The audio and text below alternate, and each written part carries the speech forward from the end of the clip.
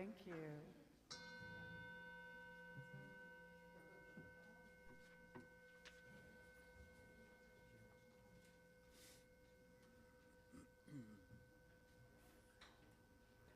Good morning, and please join us in our opening song, Open the Eyes of My Heart.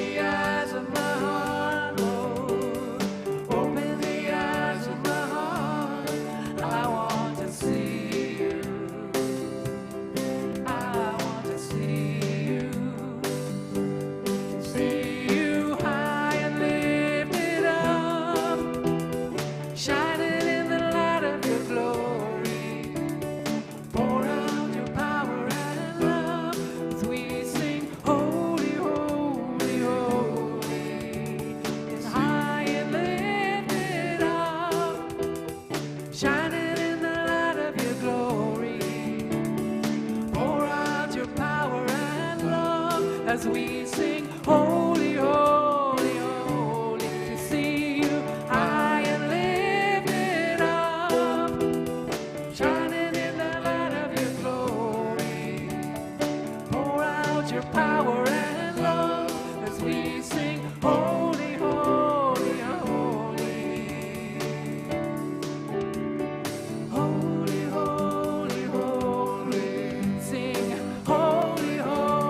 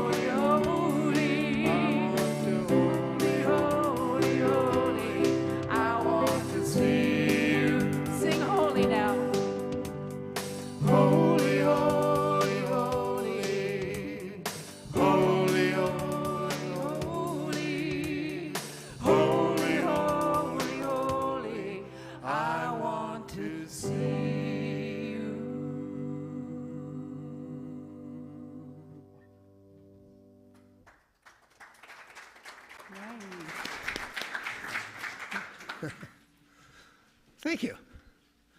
I mean, isn't that a cool idea, just to see with the eyes of our heart?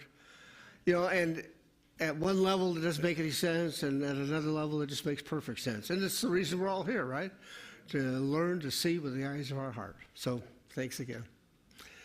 We are all here on a particular journey, whether you're watching online or whether you're here in person. We are here in kind of a unique sort of journey. And we're going to take a look at that today and just exactly what that means. But here's what I want to do first. I want to have you just look around. It's okay. You can look behind you. You can look to the side of you. Yeah. Yeah, you can do a little wave. Yeah. Oh, yeah, definitely wave to the camera, everybody. Yeah. Yeah, I mean, I think it's fascinating because every person here, everyone, has an interesting and a unique journey that nobody else can even quite fully understand, can quite fully appreciate. I just thought randomly I'd mention a couple of journeys. You know, Jack Russell turns 90 tomorrow.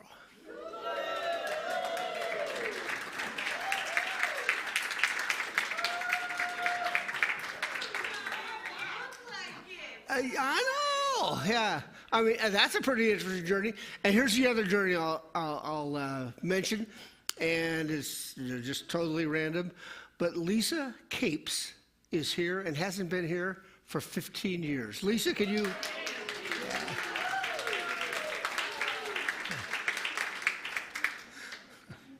Love it. Thank you all. So, would you come up and light our candle? I asked Geraldine to light our candle. And as she does that, it is just this wonderful reminder that as it's burning, as we take a look at that flame, it's a reminder of the spiritual journey that we're all on, that flame that's burning deep inside of us. Thanks, Geraldine. In addition to that, we have our commitment to prayer here, and we try and demonstrate that in two ways. One is with the prayer vessel right here. So if you'd like to put in a prayer request for yourself, for someone else, for the people in Hawaii, for a situation in your life or a situation in someone else's life, yeah, just write it down, put it in here. And what happens is I pray over it for a week, and now the prayer chaplains are getting involved and praying over them too. And then we send them back to Unity Village, and they're prayed over for 30 days. So there's the prayer vessel here, and there's two more just outside the door. Second way that we try and demonstrate our commitment to prayer is with our prayer chaplains. So can I have our prayer chaplains for today stand? Oh, Carolyn and Dave. Yeah, thanks, guys. So, yeah. So one of them is going to be in my office just outside the door here, and the other one's going to be in the meditation room just after the service. So would you join me in an opening prayer? And let's just take a moment and let's just get centered first. And with all the things going on in our lives, let's just choose to be here for the next hour. And for the next couple of minutes, let's choose to be in prayer. So, Spirit of God, teach me. Teach me how to enter prayer and to make it a holy communion with the Spirit of God that's deep within me, that's all around me, that's within every other person that I meet. Somehow let me blend it all together. Let me understand that if I look right and I see right and I feel right and I just do it all just right, then I understand the Spirit of God is everywhere, within me and within each person that I meet. And so we say thank you, God, because you bless our lives, you enrich our lives, and you teach us such great lessons. And so it is, God. So it is. Amen.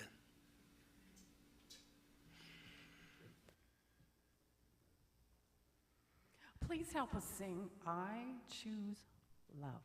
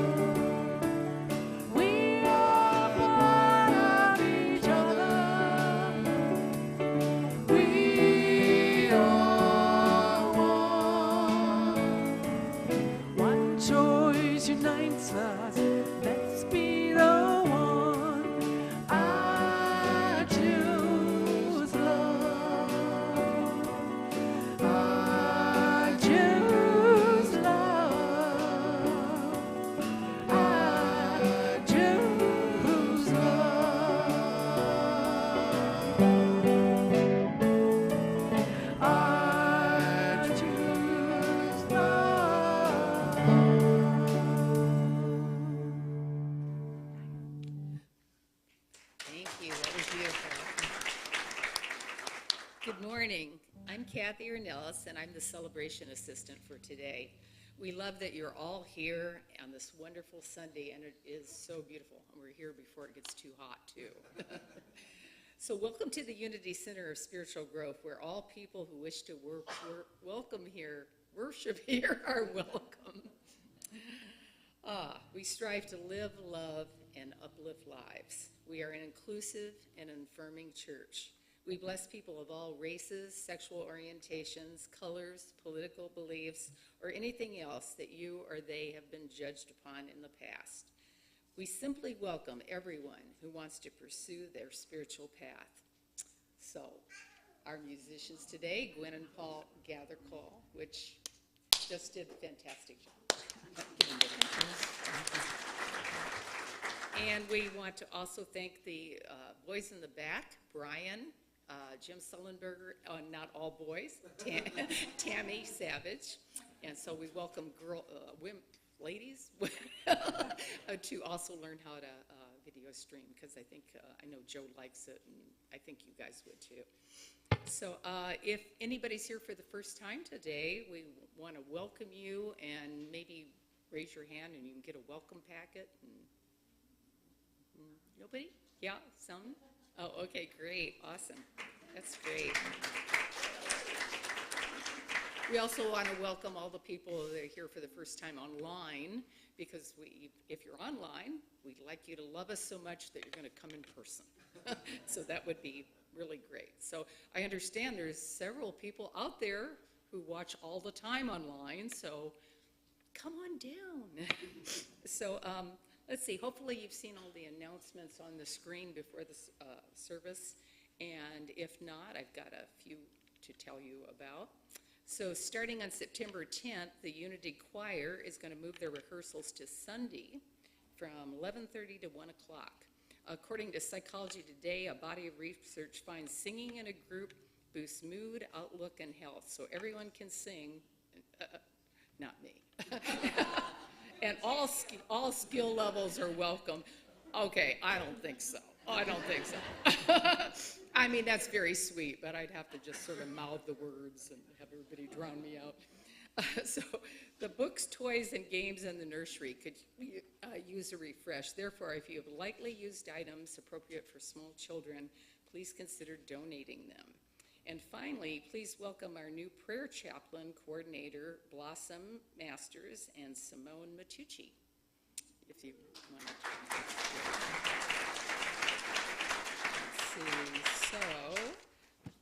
Let's see, so now it's time for us to meet and greet. So look around and introduce yourself to any of the new people, and how about, see all the people you haven't seen before.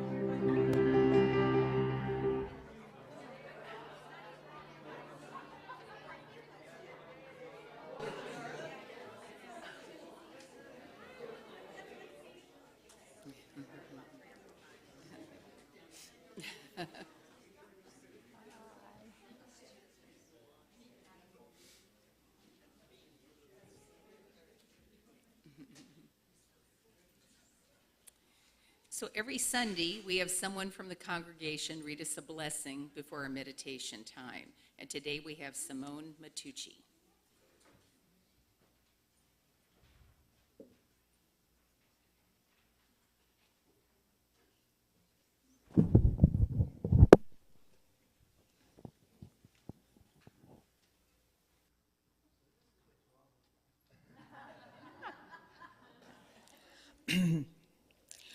We are here in this lifetime to return to love, to return to God.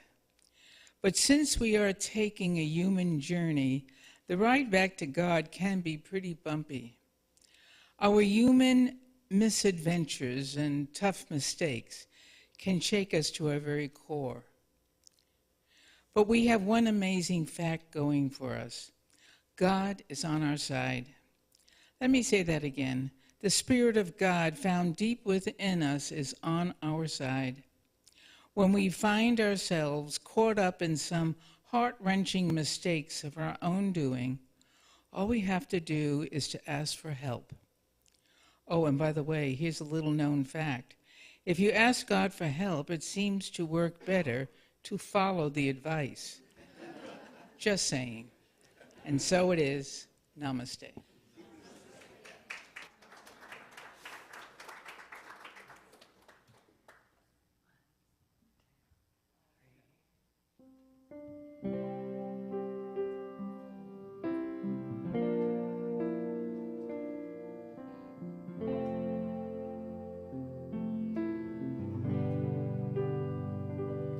In the stillness of this moment, there is peace. There is peace.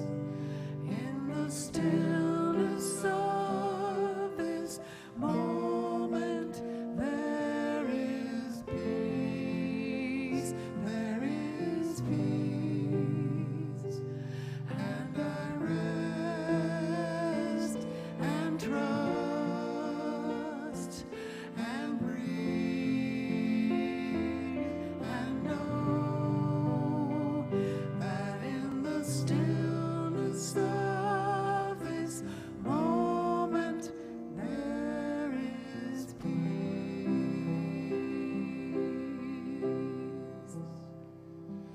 In the stillness of this moment, there is love.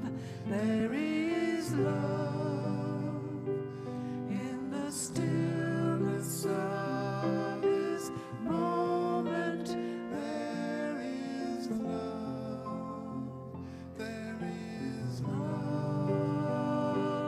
And I rest and trust and breathe and know that in the stillness of this moment there is love. In the stillness of this moment, I feel love. I feel love. In the stillness of this moment, I feel love. I feel love. And I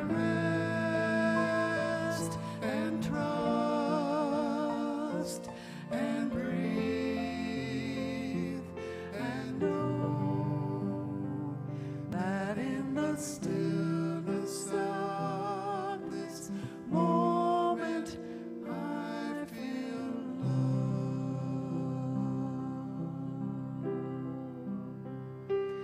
In the stillness of this moment, I am peace. I am peace. In the stillness of this moment, I am peace. I am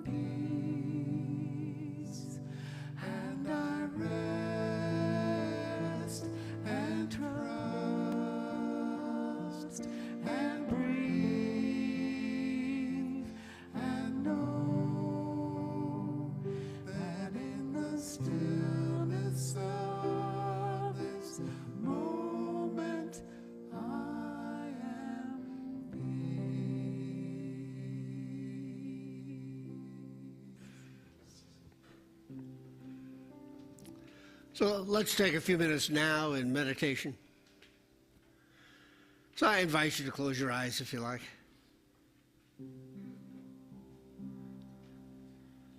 And if you're new to meditation, it's nothing more than getting quiet, turning inward and getting in touch with that part of us that's pure and holy and sacred and gentle. So let's just breathe.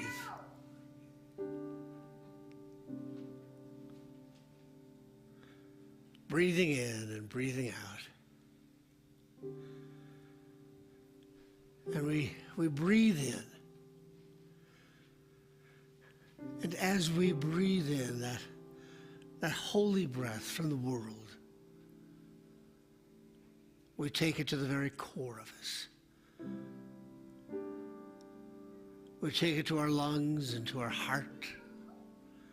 And it just fills us.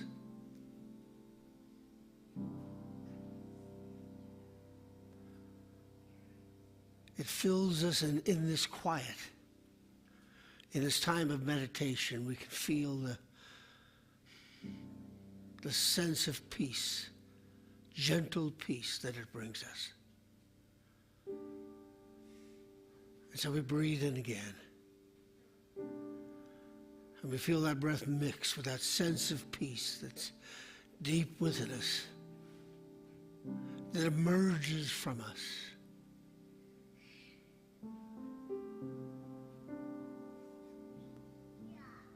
And there is a sense of peace that fills us,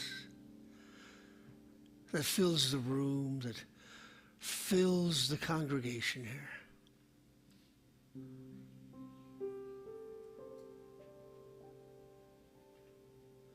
We are filled with peace. We're filled with love. A love that's deep within us and yet can be shared with each person that we meet.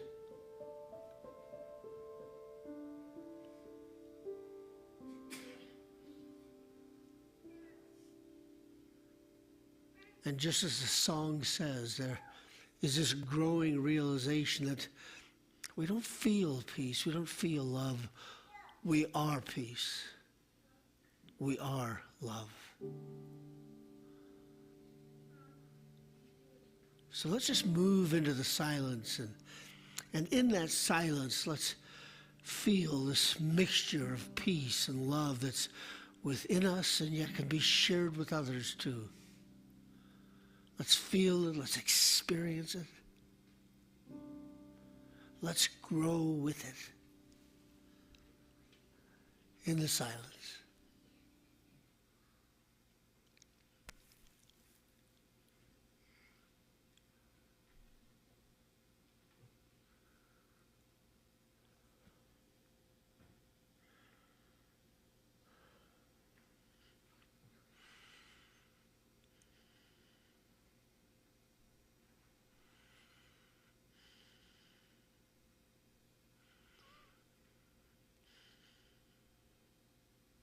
Spirit of God, somehow you nudge me gently towards the truth of who I am.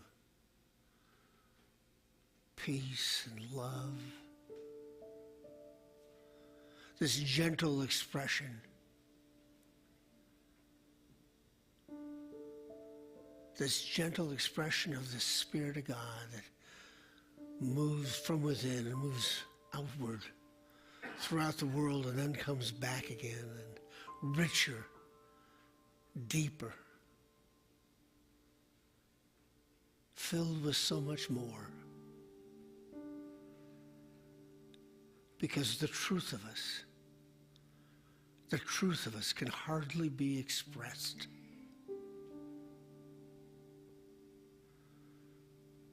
And so we say, thank you, God. And so it is. Amen.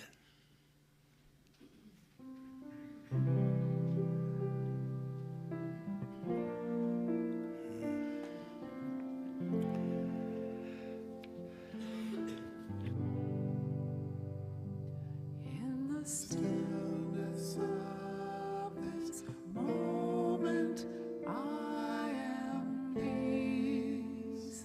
I am peace.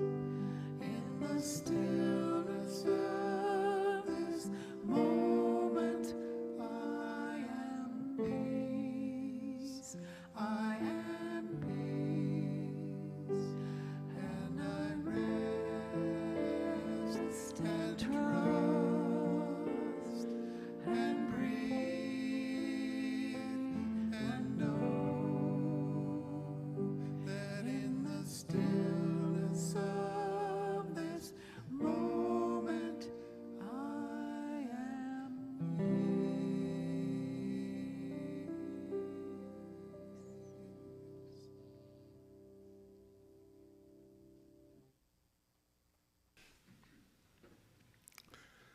Thanks. Well, good morning again. Now, you've heard this probably 100 times before, maybe more. All roads lead to Rome. And if you sort of look at the history of that phrase and what it means, it's that the Romans, starting in about 238 BCE, started building cobblestone roads. And they hadn't really been built before. Up until that point, it had been dirt roads. And cobblestone roads were kind of interesting. And the reason they were interesting, well, there were lots of reasons that they were interesting. One, because it was this great improvement. Now, all of a sudden, you didn't get stuck in the mud, depending on the weather. And it's credited that the Romans were probably able to conquer the known world at that time because they had these roads where they could transport goods and food and so on, much more so than other armies could. And that's probably the last time I'll talk military strategy here in church. But it's interesting that this phrase, all roads lead to Rome, became true because the Romans actually built about 400,000 kilometers worth of roads. I mean, that's really pretty amazing at that time.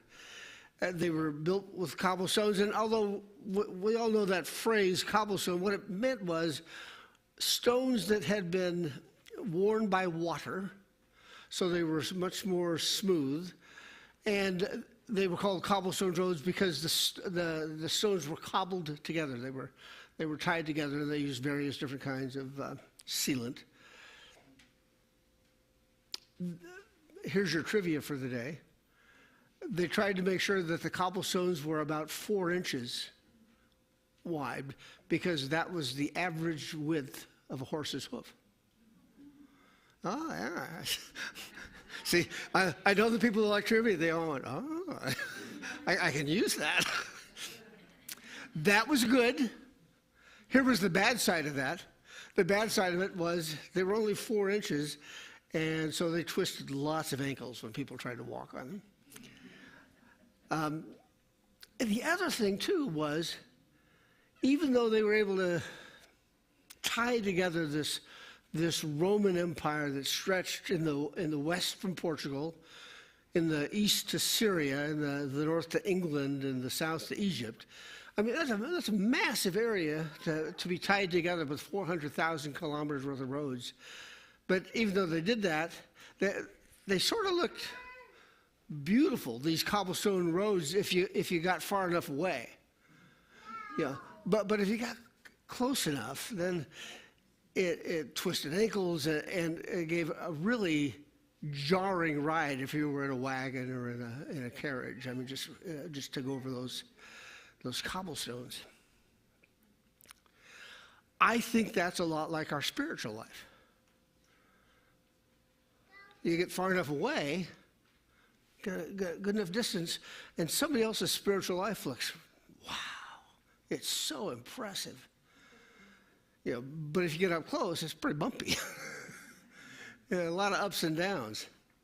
I remember wow. this is 30, 35 years ago. I had a group that was meeting at my house, and we were talking about these two women who everybody just said, we think they're just, out of these people, they're the two most spiritual people here. We just love them. They were these two ladies. And so we went around the room saying, well, why do you think we just universally recognize them as the holiest people here? And people were coming up with different kinds of reasons, and they didn't like my reason. My reason when they got to me was, because I think we don't know them. We don't know them very well. And because we didn't know them very well, we don't know all their ups and downs, and we don't know the mistakes that they've made, and the great pain that they've suffered, and the great joys that they've experienced. We just didn't know them. I mean, isn't there some truth to that? Several years ago, I went to a conference in Portland, and it was a pretty cool conference because the speakers were Wayne Dyer and Deepak Chopra and Ram Dass and several other just really big names. But Wayne Dyer was the last one.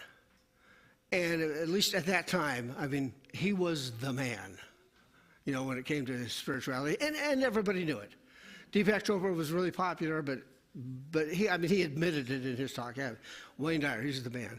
And Wayne Dyer came out and he started off with this joke. He said that he was talking to his wife, and he said, "Hon, if I didn't have all the books and the popularity, if I didn't have all the money, would you still love me?" And she said, "Of course I'd still love you. I'd miss you."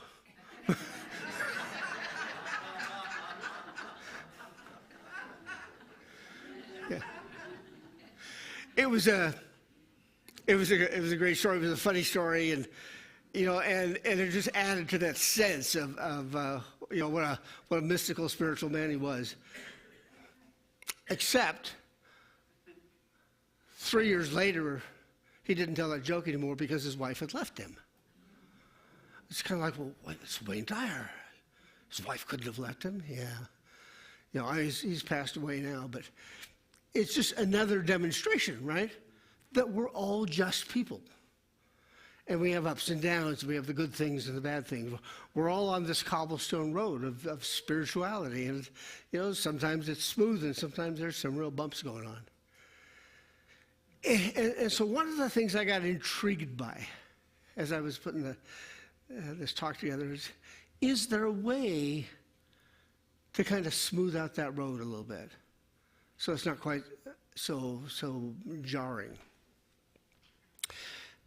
And so I came up with some different possibilities on how we smooth out that road.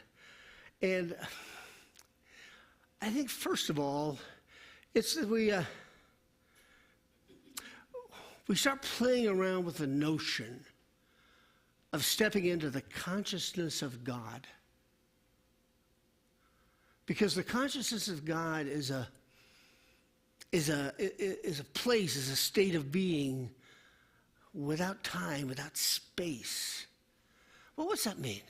What's that mean? That there is this spiritual consciousness of God, and we're an expression of God, we're children of God. And so if that's true, how do we step into that consciousness? How could it be a place without time? And I think what that means is the journey that we're on is a journey that takes no time. The journey that we're on back to our wholeness, the journey that we're on back to our spirit, it doesn't take any time. It doesn't take a lifetime, and it doesn't take a decade, it doesn't take a year, it doesn't take 5 minutes. What it takes is a change of mind. And that requires no time. What it takes is a willingness at long last to be willing to see that we really are expressions of the Spirit of God. And that takes no time. And I think that's one of the things that really bugs us sometimes. Because there are some people that can be on this spiritual journey for years and years and years trying to get to that point, and they're not even sure what point it is that they want to get to. And there's somebody else who's brand new, and they come in and they just get it. And it takes them all of 5 minutes. And they're just, I just have to change my mind and accept that. And that's so frustrating, right? But I've been working so hard for years. It doesn't take any time. In God's consciousness, there is no sense of time. And so we start smoothing out the journey when we start seeing things that way. That it doesn't matter what workshops I go to or what books I read or how many times I pray or how much I tithe or any of that stuff. I mean, that's all nice, especially the tithing. That's good. That's great stuff, but it's only stuff that's there to teach us that it takes no time, that we only have to change our mind and our heart and our spirit and begin to see things in a different way. I think a second way is that we smooth out that journey is that we move into the imagination of God. Now that's sort of interesting, isn't it? That idea that, imagination means that we could dream up this notion that things could be different than they are now. And depending on your background, that could be almost sacrilegious, right? Well, wait a minute. I mean, the imagination of God, God's perfect now. It's kind of like, well, no, not exactly. You could be the most fundamental, most conservative Christian there is, and you would look at the book of Genesis and you would say, well, that's all about the imagination of God. That's all about God saying, I wonder what it would be like if we changed things.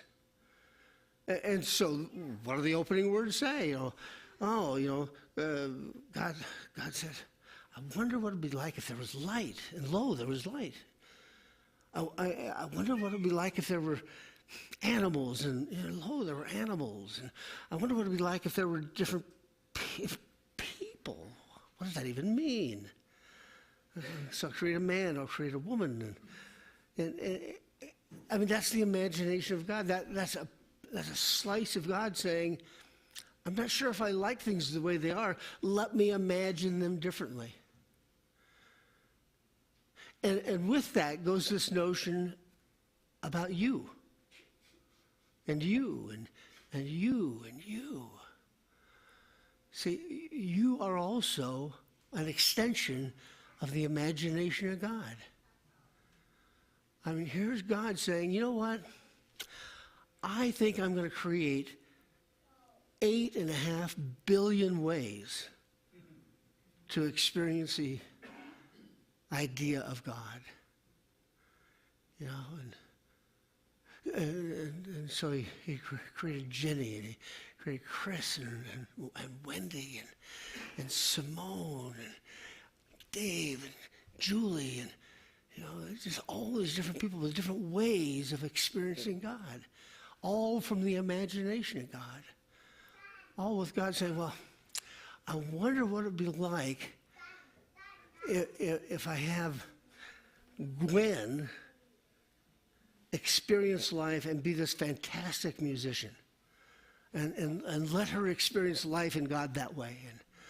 And over here would say, no, I think I want this person over here to experience life in deep, deep prayer.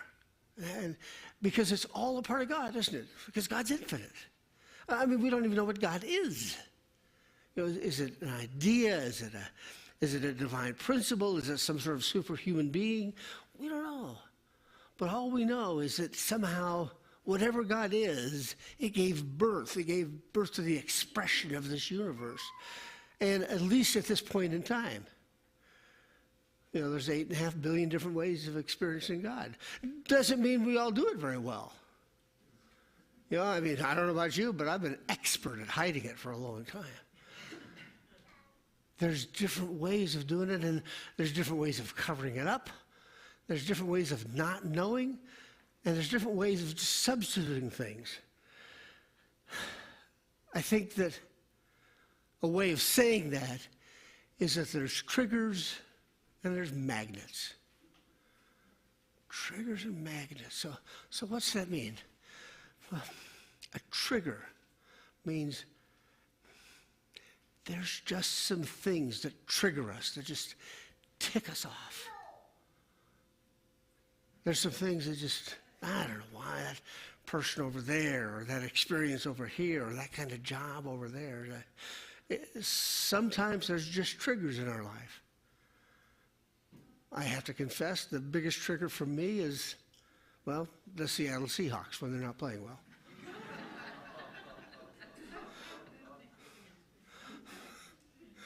When they play really poorly, my wife Patty says, "You're a minister, you cannot use language like that."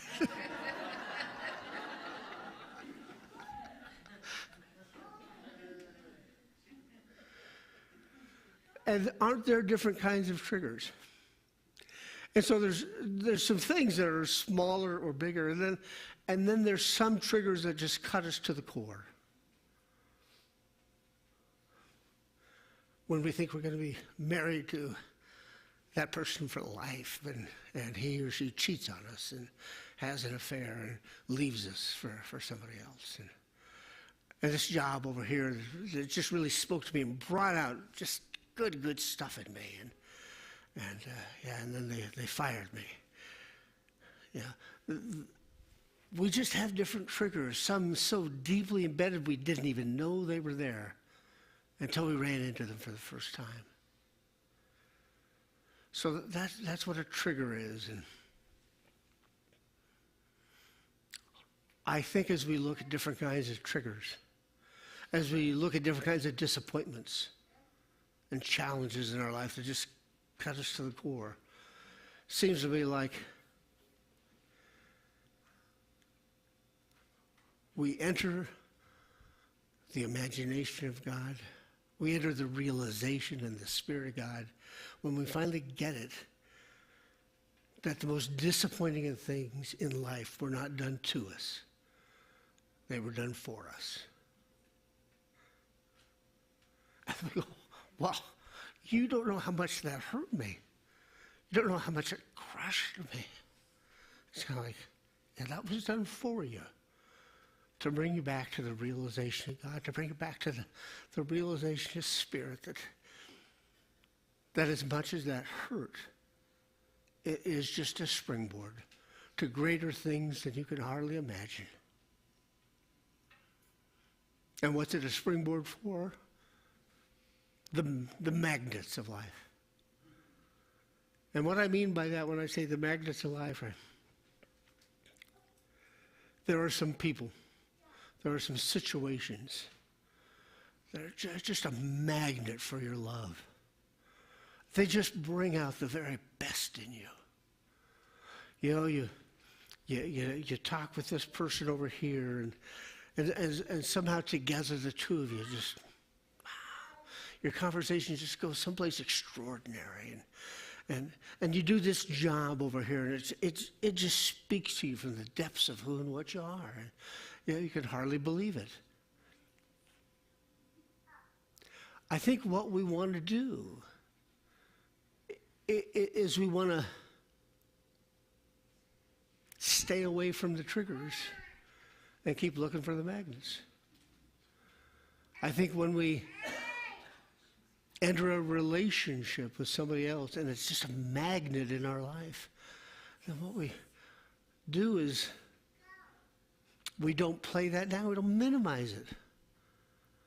You know, we just make the most of it. Because so many people brush that off, brush off an incredible experience, brush off an incredible job, brush off just so many things that take us deeper and deeper and deeper into the imagination of God. Yeah. Love those magnets. Search for them. Make it a piece of our lives, a piece of our journey. And understand that those triggers in life that just tick us off, that they can simultaneously be this great source of irritation and be a magnet.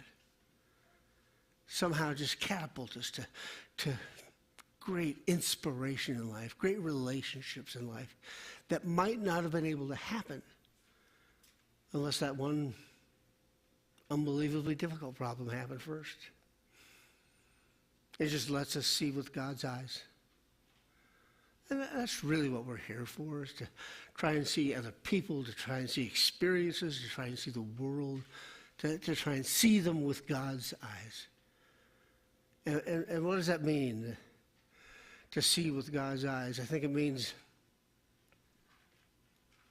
to live with the words or the themes of Jesus or God or the Buddha or Lao Tzu, which is you see things through the eyes of love.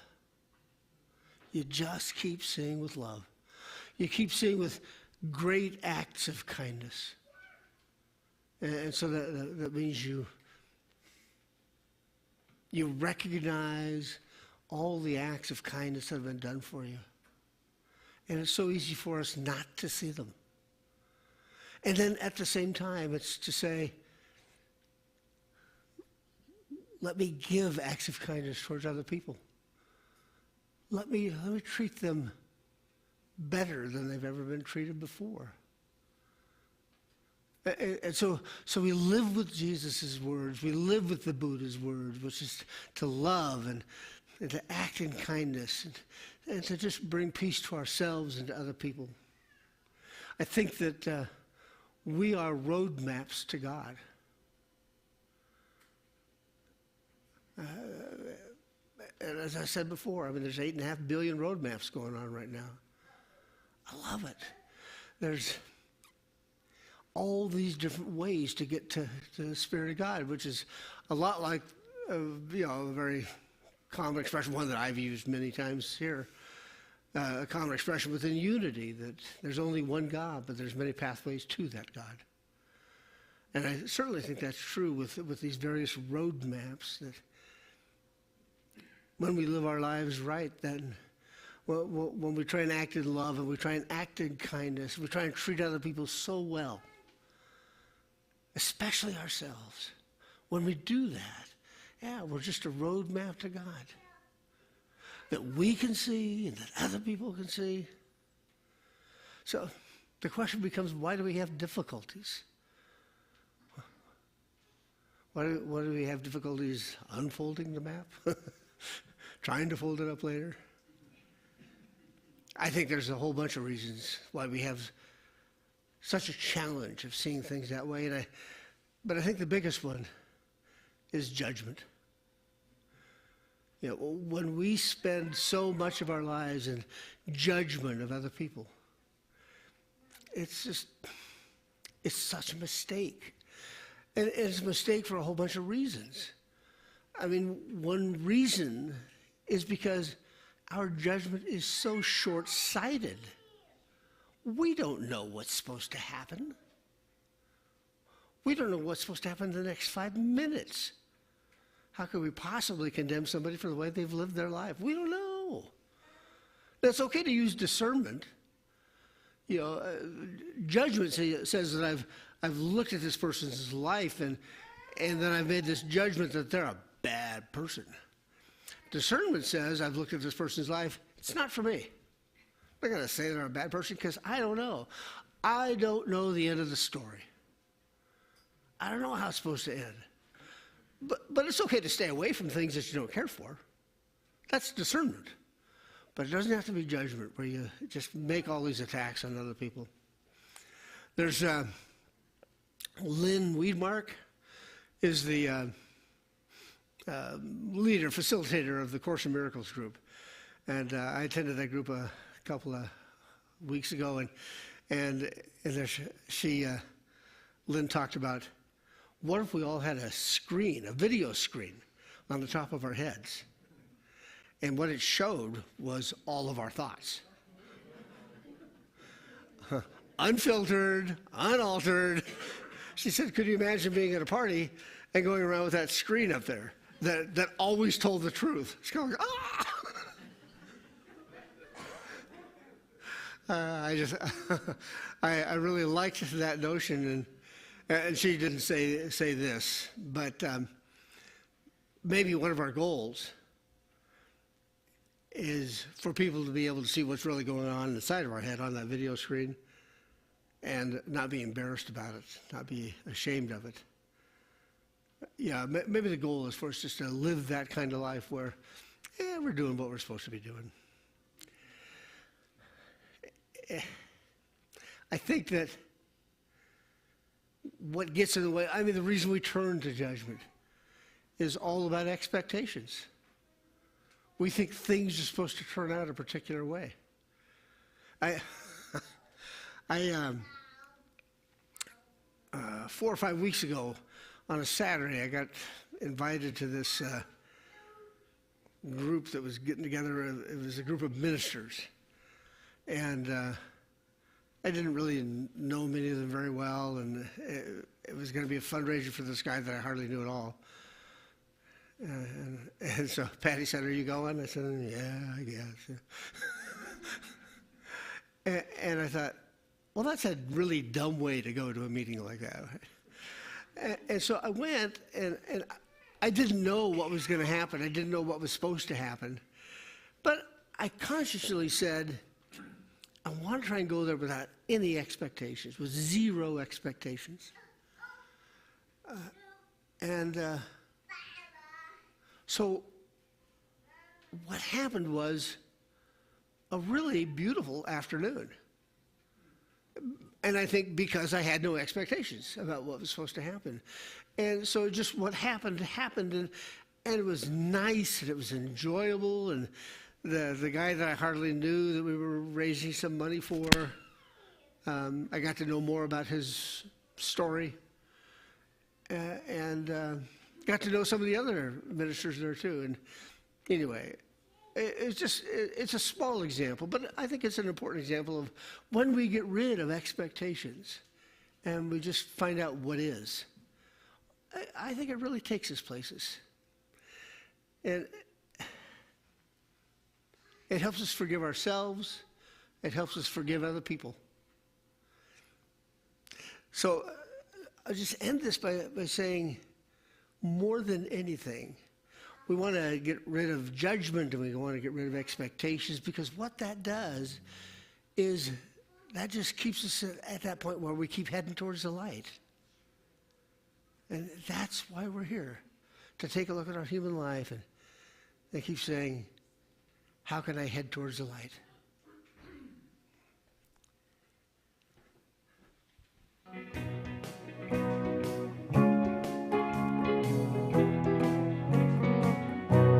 Was wandered around with nothing more than time on my hands.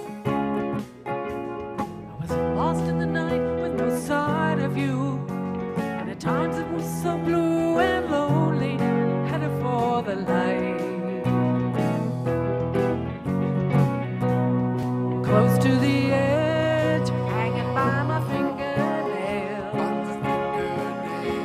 I've rolled and I've tumbled through the roses and the thorns, and I couldn't see the sign that warned me I'm headed for the light. Oh, and I didn't see that big black cloud hanging over me.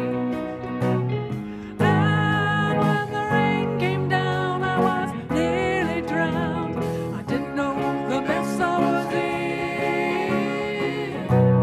My shoes are wearing out, we're walking down the same highway. That same highway. Don't see nothing new, but I feel a lot of change, and I get the strangest feeling as I'm headed for the light.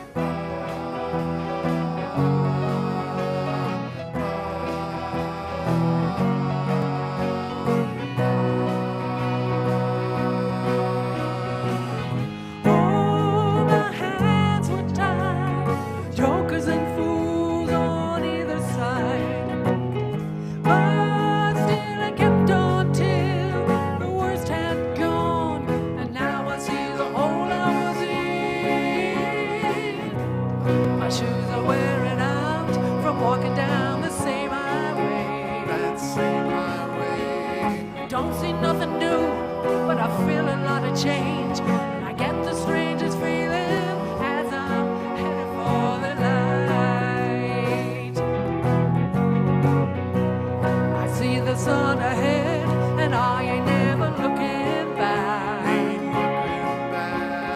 All the dreams are coming true as I think of you. Now there's nothing in the way to stop me, headed for the light.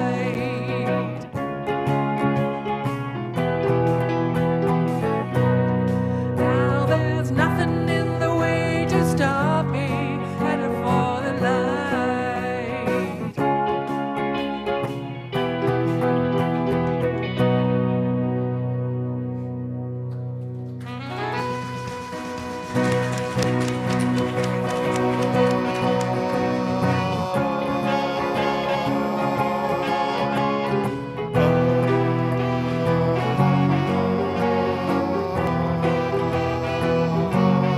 Headed for the light.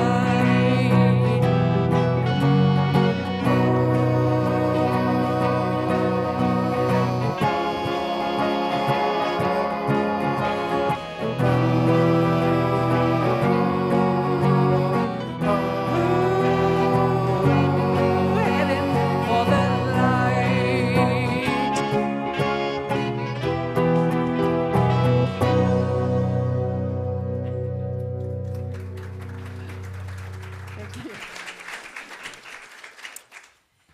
It's that time in the service when we ask everyone to give of their financial blessings to the church.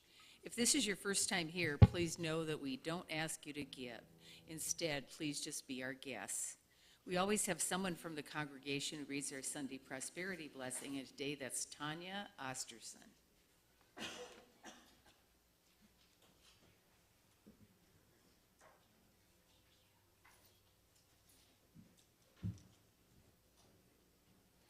We have reached that time of the service when we ask you to give of your financial blessing to support the church.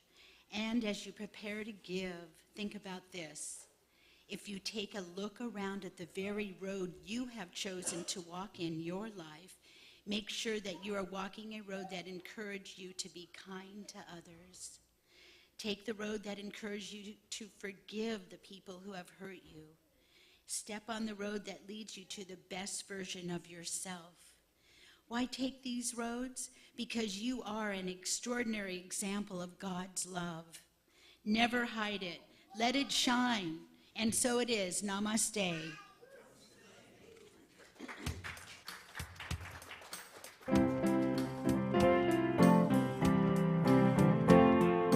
I'm choosing heaven today. I'm choosing heaven today. I am walking the road, heaven right now, singing. I'm choosing heaven today. I'm choosing love today. I'm choosing love today. I am walking the road, heaven right now, singing. I'm choosing love today. I'm choosing joy today. I'm choosing joy today. I am walking the road, heaven right now, singing. I'm choosing joy today. I'm choosing peace today. I'm choosing peace today. I am walking the road, heaven right now, singing. I'm choosing peace today. I'm choosing heaven. I'm choosing heaven today.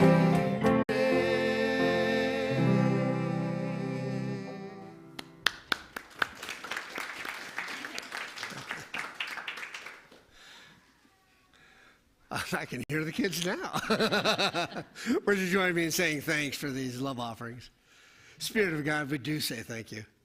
We appreciate the financial gifts. They're important to us. But what's far more important is that we understand that we are free to enter the imagination of God anytime that we choose. We are free to see with the eyes of God and to just be wholly present to each person that we meet and to ourselves. And so it is, God. So it is. Amen. Amen. And let's bring the kids in.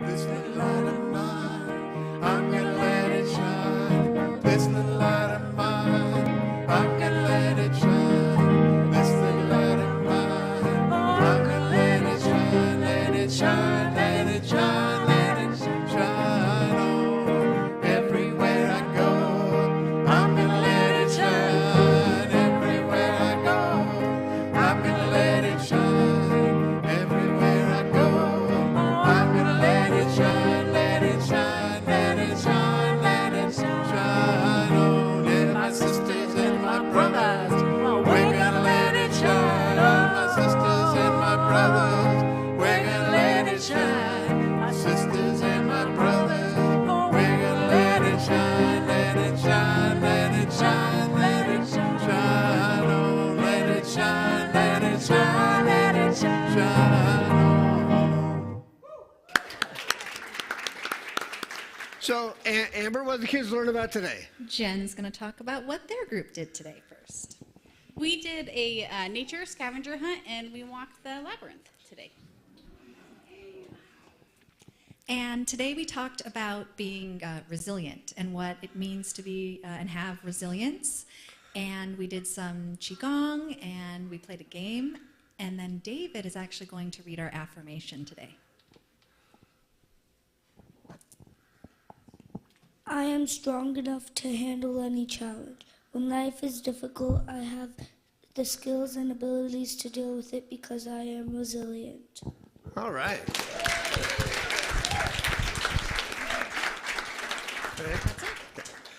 Okay, so kids, if you'd like to go back to your parents or grandparents or guardians, that would be wonderful.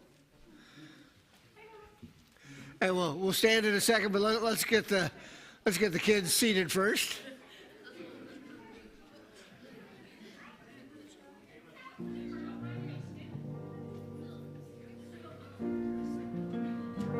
Okay, well, if you would, join hands and stand.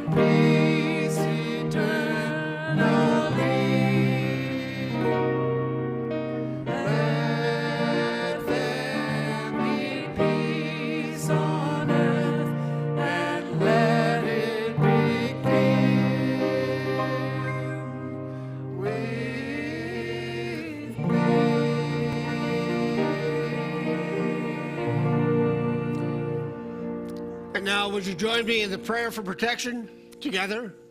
The light of God surrounds us. The love of God enfolds us. The power of God protects us. The presence of God watches over us. Wherever we are, God is, and all is well. Thanks for being here today, and during the week, check in on your friends. Make sure they're okay with all the heat.